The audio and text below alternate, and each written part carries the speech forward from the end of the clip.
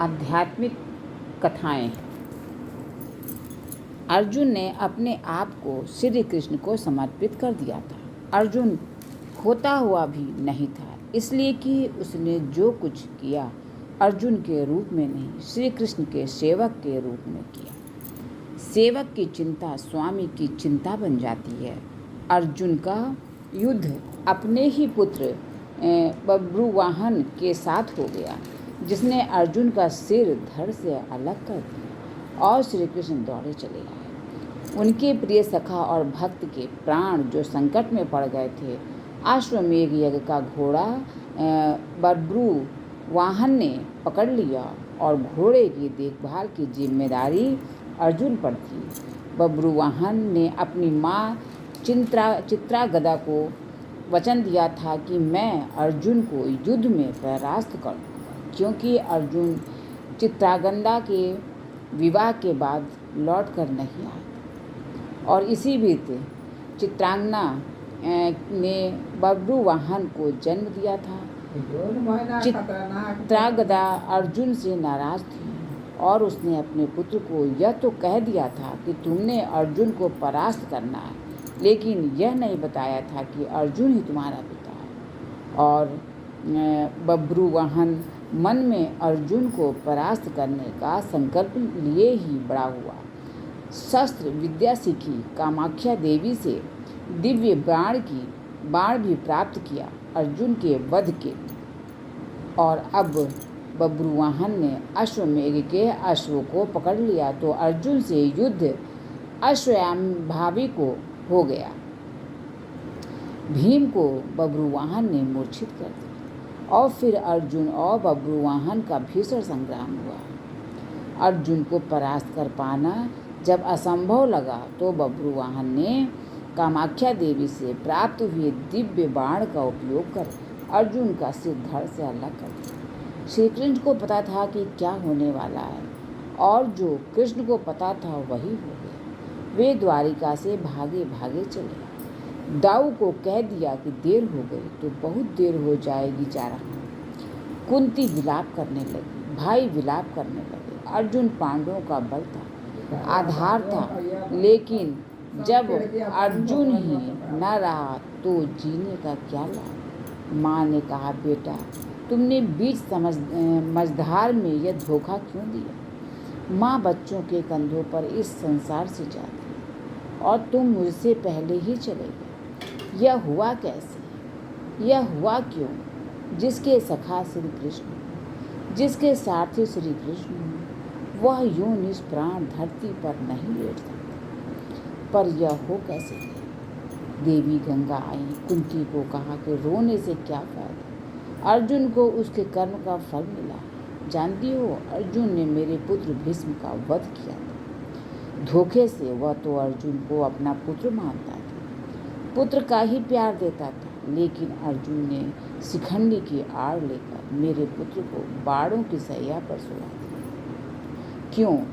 भीष्म ने तो अपने हथियार नीचे रख दिए थे। वह शिखंडी पर बाण नहीं चला सकता। वह प्रतिज्ञाबद्ध था, लेकिन अर्जुन ने तब भी मेरे पुत्र की छाती को बाणों से छलनी की। तुम्हें शायद याद नहीं, लेकिन मुझे अच्छी तरह याद। तब मैं भी बहुत रोई थी। अब अर्जुन का सिर धड़ से अलग है। बब्रुवाहन ने जिस बाण से अर्जुन का सिर धड़ से अलग किया है, वह कामाख्या देवी माध्यम से मैंने ही दिया था। अर्जुन को परास्त कर पाना बब्रुवाहन के लिए कठिन था। आखिर उसने मेरे ही बाण का प्रयोग किया और मैंने अपना प्रतिशोध ले लिया। अब क्यों रोती हो कुंती। अर्जुन ने मेरे पुत्र का वध किया था और अब उसी के पुत्र ने उसका वध किया। अब रोने से क्या लाभ। जैसा उसने किया वैसा ही पाया। मैंने अपना प्रतिशोध ले लिया। और प्रतिशोध शब्द भगवान श्री कृष्ण ने सुन लिया। हैरान हुए। अर्जुन का सिर धड़ से अलग था और गंगा मैया भीष्म की माँ अर्जुन का सिर धड़ से अलग किए जाने को अपने प्रतिशोध की पूर्ति बता रही है। श्री कृष्ण सहन नहीं कर सके। एक नज़र भर अर्जुन के शरीर को, बुआ कुंती को, पांडु पुत्रों को देखा। बब्रुवाहन और चित्रांगदा को भी देखा। कहा, गंगा मैया, आप किससे प्रतिशोध की बात कर रही हैं?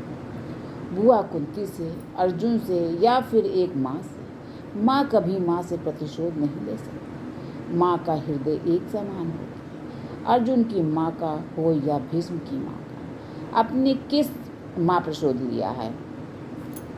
गंगा ने कहा, वासुदेव, अर्जुन ने मेरे पुत्र का उस समय वध किया था जब वह निहत्था था। क्या यह उचित था? मैंने भी अर्जुन का वध करा दिया उसी के पुत्र से। क्या मैंने गलत? मेरा प्रतिशोध पूरा होगा।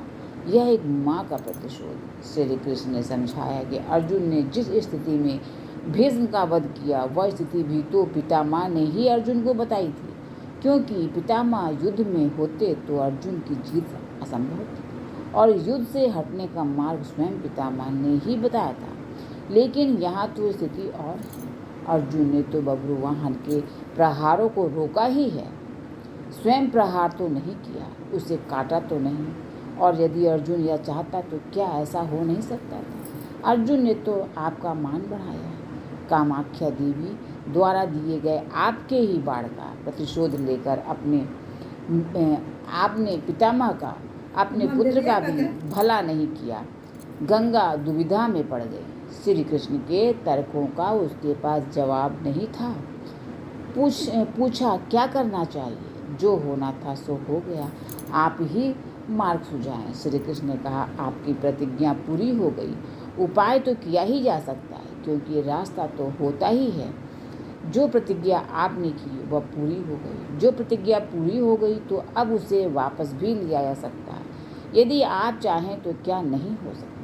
कोई रास्ता तो निकाला ही जा सकता है। गंगा के समझ में बात आ गई और माँ गंगा ने अर्जुन का सिर धड़ से जोड़ने का मार्ग सुझा दिया। यह कृष्ण के तर्कों का कमाल था। जिस पर श्री कृष्ण की कृपा हो, जिसने अपने आप को श्री कृष्ण को सौंप रखा हो, अपनी चिंताएं सौंप दी हो, अपना जीवन सौंप दिया हो, अपना सर्वस्व सौंप दिया हो, उसकी रक्षा के लिए श्री कृष्ण बिना बुलाए चले आते हैं। द्वारिका से चलने पर दाऊ ने कहा था, कान्हा, अब अर्जुन और उसके पुत्र के बीच युद्ध है, कौरवों के साथ नहीं, फिर क्यों जा रहे हो? तो कृष्ण ने कहा था, दाऊ, अर्जुन को पता नहीं कि वह जिससे युद्ध कर रहा है वह उसका पुत्र है, इसलिए अनर्थ हो जाएगा और मैं अर्जुन को अकेला नहीं छोड़ सकता। भगवान और भक्त का नाता ही ऐसा है, दोनों में दूरी नहीं होती। और जब भक्त के प्राण संकट में हो तो भगवान चुप नहीं बैठ सकते। अर्जुन का सारा भाव हो और कृष्ण दूर रहें, यह हो ही नहीं सकता। याद रखें, जिसे श्री कृष्ण मारना चाहें कोई बचा नहीं सकता, और जिसे वह बचाना चाहें उसे कोई मार नहीं सकता। अर्जुन और श्री कृष्ण हैं ही एक, नर और नारायण। बोलो श्री कृष्ण भगवान की जय।